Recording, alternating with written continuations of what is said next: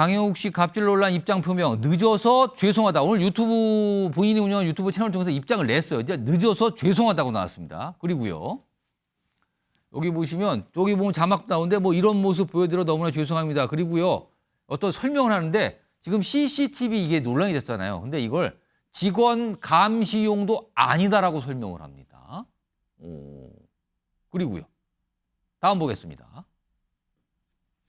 자, 그다음에 또 어떤 개 관련해서 뭐 학대 의혹, 뭐 밥을 뭐 입금이 안 되면 굶겨라 뭐 이런 얘기 있잖아요. 근데 개 굶게 한 건 훈련의 일종이다.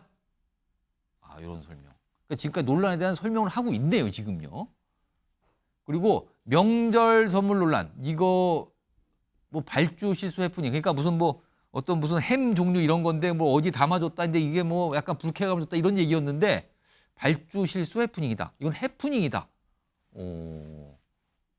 또 보겠습니다. 그리고 직원들이 어떤 봉투로 나눠 가져갔는지는 모른다. 일단 해명을 했어요. 일단 관련 내용 목소리 좀 들어보죠. 훈련사로서는 어떨지는 모르겠지만 저는 그렇게 좋은 대표가 아니었던 것 같아요. 그래서 지금의 이런 일들이 생겼던 것 같고 어떤 이유에서든 간에 지금 현재 이런 모습을 보여드려서 너무나 죄송스럽습니다. 요거요. 제가 윤기찬 변호사라고 호칭을 불러주셔야겠네. 이게 이제 법적인 문제인 건데 일단 의혹 제기에 대해서 약간 부인하는 듯한 얘기를 하고 일단 죄송하다는 얘기하는데 이런 모습도 죄송하다는 얘기하는데 의혹 제기에서는 약간 부인을 하고 있는 것 같네요. 그러니까 부인도 명확한 사실관계 적시를 통한 부인하는 게 아니고요. 그냥 두루뭉실 부인하는 거잖아요. 그러니까 약간 정서에 호소하는 부인인 것 같고 또 만약에 사실관계에 대해서 진위 확인이 그렇게 오래 걸리지 않았을 텐데 입장 표명이 지금 7일 걸렸나요? 좀 상당히 늦었던 걸로 근데 본인도 늦어서 죄송하다는 얘기도 그러니까 그 늦은 이유가 왜 늦었는지가 문제인 거죠. 예를 들면 그 사이에 갑질 논란이기 때문에 저 갑질은 뭐냐면 사실상 우월적지위에 있다는 거잖아요. 우월적지위에 있는 사람들이 직원들에게 또 다른 우월적지위를 사용한 기간이 될 수가 있어요. 그러니까 사실관계에 대해서 혹시라도 만약에 사실관계를 사과하기 이전에 뭐 정리하는 차원이거나 저희 있는 직원들에게 뭐 어떤 영향력을 끼쳐서 이것을 사회적 물의를 없애는 방향에 뭔가 그럴 수 있는 충분한 시간이었기 때문에 좀 아쉽다라는 생각이 들고 그다음에 뭐 배변 그 봉투에다가 선물을 보내는 거 그 선물 관련 논란이에요. 뭐 배송된 선물이 좀 그 포장지가 문제가 있어서 이렇게 바꿔서 보냈다라고 하는데 그건 뭐 그럴 수 있다고 쳐도 저는 개를 훈련할 때 굶겨서 훈련한다는 건 처음 들어봤거든요. 보통 저희가 더 간식을 줘서 훈련을 하는 건 제가 많이 봤어도 굶겨서 한다는 것은 개가 그런 의사소통 능력이 없음에도 불구하고 가능한 건지 모르겠고요. 또 CCTV 같은 경우에도 감시용, 직원 감시용 아니다. 뭐 CCTV가 이런 개만 인지하는 그런 특별한 기능이 있는지 모르겠는데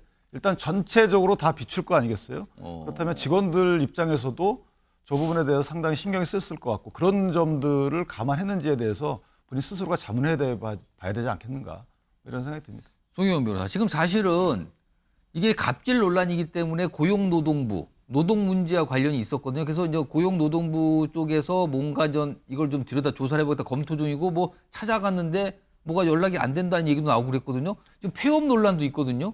이건데 오늘 설명이 나은지 모르겠습니다만 이건 어떻게 봐야 됩니까? 글쎄요. 방금 지금 화면에 비춰진 영상을 보면은 뒤쪽에 책꽂이나 이런 게 지금 비어 있는 걸로 봐서는 뒤가 비어 있네요. 그렇습니다. 뭔가 사업장을 정리를 했거나 정리하고 있는 것이 아닌가 하는 추측이 들긴 하는데요. 일단 앞서 그 직권조사 말씀하셨으니까 말인데 그 고용노동부에서 그 강영욱 씨 사업장의 직장 갑질 논란에 대해서 직권조사 여부를 검토하겠다 이렇게 언론 보도 나왔지 않습니까? 사실 그 직장 갑질에 대해서 직권조사를 할 수는 있는데 그걸 하는 경우가 빈도가 그렇게 흔하지 않습니다. 비율이 굉장히 떨어지거든요. 그럼에도 불구하고 이제 직권조사를 검토하겠다라는 언급이 나온 것은 이게 언론을 통해서 워낙에 주목을 받고 있기 때문에 상당히 심각한 사안일 수 있지 않는가 하고 보면서 이 고용노동부에서도 관심을 갖고 예의주시하고 있는 것이 아닌가 하는 관측이 가능할 것 같고 그러다 보니까 이제 강영욱 씨 측에서도 더는 미룰 수 없다고 판단해서 어떤 입장을 정리해서 표명을 한 것이 아닌가 싶습니다. 그런데 앞서 제가 김호중 씨에 대해서 말씀드리면서도 그 위기 대응이라고 하는 표현을 썼었는데요.